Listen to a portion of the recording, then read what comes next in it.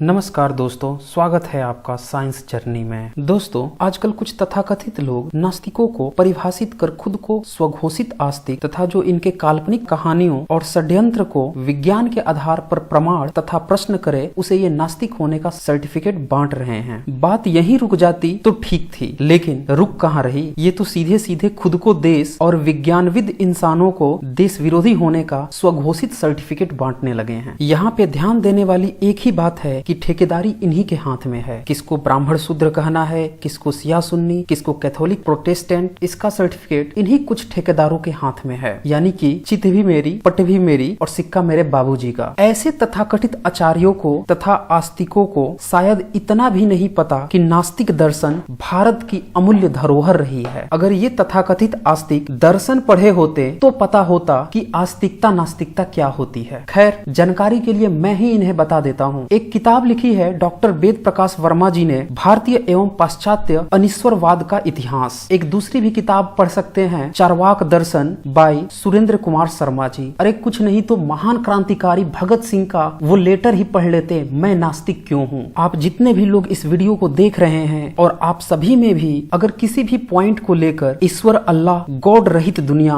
भेदभाव रहित, हिंसा रहित, शोषण रहित, भ्रष्टाचार रहित, वर्ण रहित, धर्म संप्रदाय मजहब जाति रहित और साथ में नैतिक शिक्षा और साइंटिफिक टेम्पर की विचारधारा को, जिसे कि आजकल धर्म के तथाकथित प्रचारक नास्तिक, वास्तविक या तर्कशील कहते हैं, में संदेह हो तो ये वीडियो सिर्फ और सिर्फ आपके लिए है। इस वीडियो को अंतिम तक देखें। आज मैं बताऊंगा आपको कि आस्तिकता और नास्तिकता का खेल क्या है और इन तथाकथित धर्म के ठेकेदारों को नास्तिकता से चिढ़ क्यों है। प्यू रिसर्च सेंटर, जो कि धर्म, कास्ट, जातियों से रिलेटेड सर्वे करती है, इसके जो लेटेस्ट आंकड़े हैं 2015 के, उस आंकड़ों पर एक बार नजर डालें। इसमें यह बताया गया है कि 31.2% क्रिश्चियंस हैं पूरी दुनिया में, जबकि मुस्लिम्स 24.1% है। तीसरे नंबर पर अनएफिलिएटेड हैं, यानी कि जो किसी भी धर्म से एफिलिएटेड नहीं है, और चौथे नंबर पे है हिंदूज, जो कि 15.1% जनसंख्या के साथ बना हुआ है। पांचवें नंबर पर बुद्धिस्ट हैं 6.9% और इसके बाद से छोटे मोटे कई सारे रिलीजन्स हैं। अगर इन आंकड़ों में टॉप 4-5 की बात की जाए तो इसमें से अनएफिलिएटेड को छोड़कर बाकी के क्रिश्चियन, मुस्लिम, हिंदू ईश्वरवादी हैं, जो कि अपने को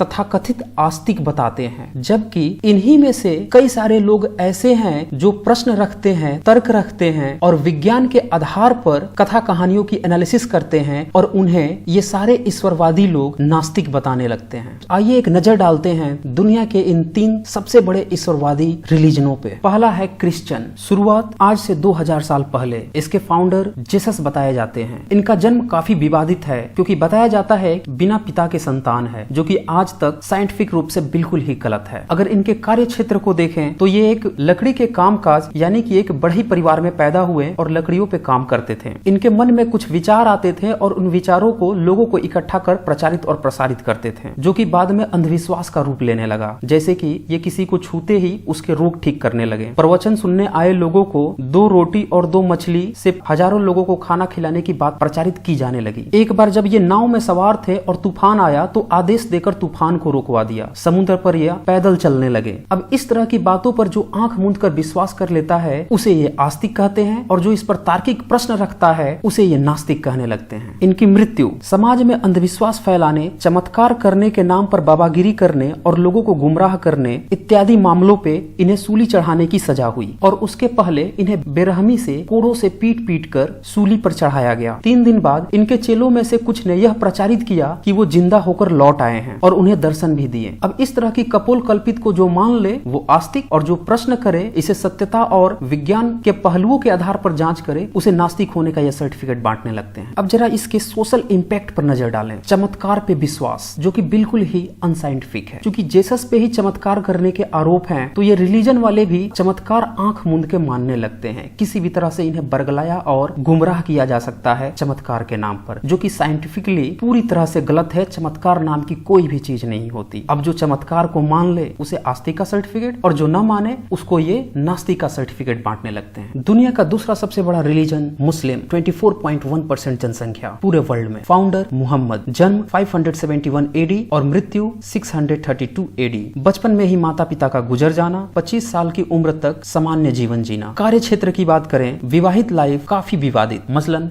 25 साल की उम्र में अपने से 15 साल की उम्र की विधवा के साथ शादी करना, बुढ़ापे में यानी कि 57 to 59 इयर्स की एज में 6 से 9 साल की एक बच्ची से शादी करना और इसी तरह से 11 से 13 शादियां और कुछ बांदियों के साथ रहना। अगर इनके सामाजिक लाइफ की बात करें तो इनने अरब की पुरानी संस्कृति को ट्रेमेंडस चेंज किया। मूर्ति पूजा को हटाकर उसका रूप बदल दिया, यानी कि जिस ईश्वर की पूजा मूर्ति को रखकर होती थी अब उसकी जगह पे एक काबा रखकर यानी कि सगुण रूप को निर्गुण कर देना। इनकी विचारधारा के अनुसार काल्पनिक अल्लाह के लिए पूरी तरह से डिवोट हो जाना, उससे डर कर और डरा कर रहना, सारे कर्म जो धरती पे बुरे हैं वो मरने के बाद जायज हो जाना, जैसे कि एक जिहादी को मरने के बाद 72 हुरों का ख्वाब दिखाना, जन्नत में लड़कों द्वारा शराब का परोसा जाने का ख्वाब दिखाना, अपनी बात कहने के लिए एक काल्पनिक जिब्राइल का सहारा लेना और यह प्रचारित करना कि जब कभी वो कुछ अलग सी बातें करते हैं वो बात जिब्राइल की बातें होती है और उस जिब्राइल को किसी दूसरे के द्वारा न देखा जाना। इसके अलावे 7वें आसमान पर यात्रा करने का विवरण देना, जबकि यात्रा करने के आने के बाद पृथ्वी को चादर की तरह बिछी हुई बताना, जबकि हम जानते हैं कि आज जितने भी लोग स्पेस में गए हैं उन्होंने ऊपर से पृथ्वी को देखा वो गोल दिखती है। तो यहाँ पे इनकी बातें पूरी तरह से गलत साबित होती हैं। फिर उसके बाद चांद को हाथ के इशारे से 2 टुकड़े कर देना, जबकि हम जानते हैं कि 6ठी शताब्दी के एक व्यक्ति के लिए यह बिल्कुल ही इम्पॉसिबल सी बात है। वैज्ञानिक कारण बहुत सारे हैं, यहाँ पे मैं सिर्फ आपको झलक दिखा रहा हूँ। लिस्ट काफी लंबी है। अब इन कहानियों को जो आंख मूंद कर विश्वास कर ले उसे ये आस्तिक का सर्टिफिकेट, और जो इस पर प्रश्न पूछ ले वैज्ञानिक ढंग से इसकी जांच करे उसको ये नास्तिक का सर्टिफिकेट बांटते फिरते हैं। अगर इनके मृत्यु की बात करें तो भीड़ में जहर मिले हुए भोजन को खाने से बीमार पड़ जाना और लगातार 3 सालों तक बीमार रहना, काफी इलाज और चिकित्सा कराने के बावजूद भी ठीक न होना और इस दौरान किसी भी तरह का कोई चमत्कार न करना। अब इस रिलीजन की सामाजिक इम्पैक्ट की बात करें तो इसके ठेकेदार खुद को सबसे ज्यादा शांतिप्रिय होने की बात करते हैं, जबकि दुनिया की हर कोने में हिंसा फैलाने का आरोप लगते रहे हैं। और इसका कारण है इनकी जो धार्मिक किताब है कुरान, उसमें से कुछ विवादित आयतों का होना जो हिंसा के लिए उकसाती रही हैं। इनका दोहरा व्यवहार, सभी धर्मों के मजहबों से इस्लाम बनने के लिए अगर कोई व्यक्ति आता है तो उसका ये पूरी तरह से स्वागत करते हैं, जबकि कोई अगर इस्लाम को छोड़ने की बात करता तो उसके लिए फतवा जारी, कत्ल, डराने धमकाने को ये प्रोत्साहित करते हैं। अब इस रिलीजन की बातों को जो आंख मूंद के माने वो आस्तिक और जो न माने उसे ये नास्तिक का सर्टिफिकेट और उसे घृणा करने लगते हैं। आइए अब थर्ड ईश्वरवादी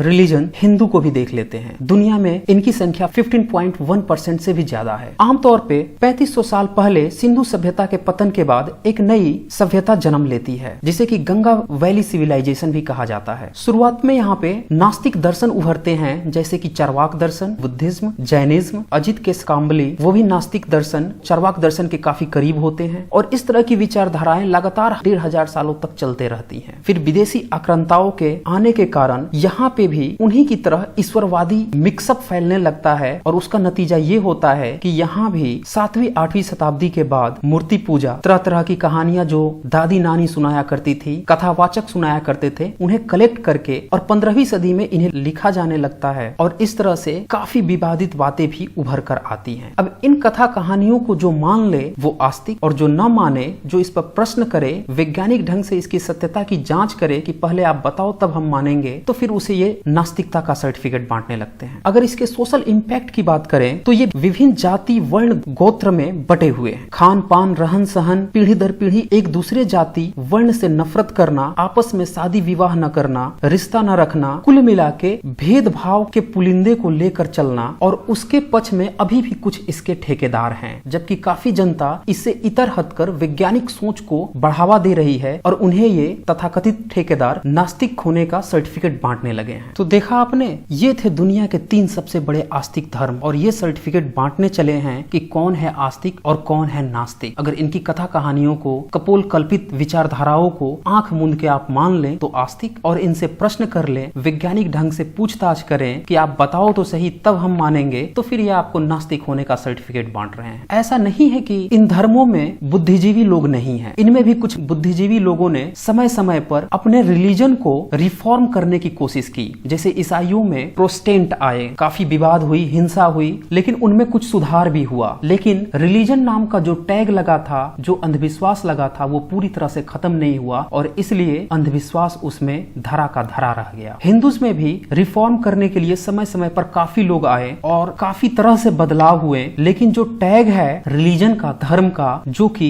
अंधविश्वास को कहीं न कहीं से परोस लाता है, उसके ठेकेदार ऐसा ही करते हैं। अगर वो वैज्ञानिक रुख अपनाए तो मामला बदल सकता था, लेकिन वो भला ऐसा क्यों करने लगे? इससे तो उनकी दुकानदारी ही चली जाएगी। अंधविश्वास ही तो है जो उनकी धर्म की दुकानदारी को चला रहा है। तो इस कारण से इन रिलीजनों से पूरी तरह से अंधविश्वास कभी न खत्म हुआ। रिफॉर्म होने की काफी कोशिश की गई। इस्लाम में तो रिफॉर्म करने की कोशिश ही हिंसा में बदल जाती है और इसीलिए उसमें कोई रिफॉर्म नहीं हुआ। कट्टरता उसी की उसी तरह बरकरार रह गई और इसीलिए अब वो पूरी दुनिया में चाहे जितना भी अपने को शांतिप्रिय बताएं, लोगों में एक नेगेटिव इमेज लगातार बनते जा रही है। अब मुझे बताएं, ये तथाकथित आस्तिक, क्या इनका ईश्वर अल्लाह गॉड पूरे मानव समुदाय को क्रिश्चियन, मुस्लिम, हिंदूज और तरह तरह के रिलीजन में बंटवारा कर रखा है, या फिर ईश्वर अल्लाह गॉड ये कोई आक्रमणकारी हैं जो दुनिया पे हमला करके खरबूजे की तरह अलग अलग जगहों पे लोगों को बांट रखे हैं और अपनी तरह से गुलामी करवा रहे हैं अपने अपने विचारधाराओं के अनुसार, और जब चाहें तब अपने अपने विचारधाराओं के कारण लोगों को आपस में लड़ा देते हैं, दंगे फसाद करवा देते हैं, हिंसा करा देते हैं। और जो इन बातों को नहीं मान रहा है उसको ये लोग नास्तिकता का सर्टिफिकेट दे रहे हैं। जो हिंसा रोकने की बात कर रहा है, जो समानता की बात कर रहा है, जो भेदभाव रहित दुनिया चाहता है। तो मेरा प्रश्न यह है कि ये सुपरनेचुरल ने इंसानों को इंसान बनने की बजाय ईसाई, मुस्लिम, हिंदू इत्यादि बनने को क्यों कहा? क्यों ये छोटी मोटी घटनाओं पे जब विज्ञान नहीं था तब कभी पैगंबर भेज देता था, कभी अवतार भेज देता था, आज ये क्यों नहीं आ रहा? जबकि उससे भी ज्यादा खतरनाक स्थितियों से हम गुजर चुके हैं। वर्ल्ड वार से बड़ा अभी तक कोई त्रासदी नहीं हुई थी। एक नहीं दो वर्ल्ड वार हो गए, तब ये तथाकथित ईश्वर अल्लाह गॉड कहाँ थे? तब ये अपने पैगंबर और अवतारों को क्यों नहीं भेजे? क्या इन्हें नास्तिकों से डर लगता था? और अंतिम प्रश्न यह है कि आखिर इन तथाकथित आस्तिकों को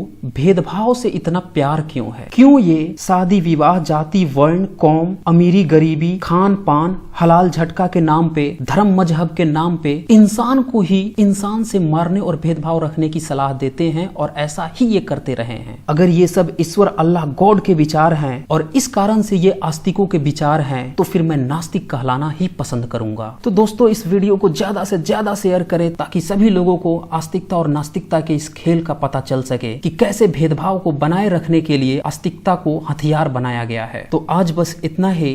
धन्यवाद।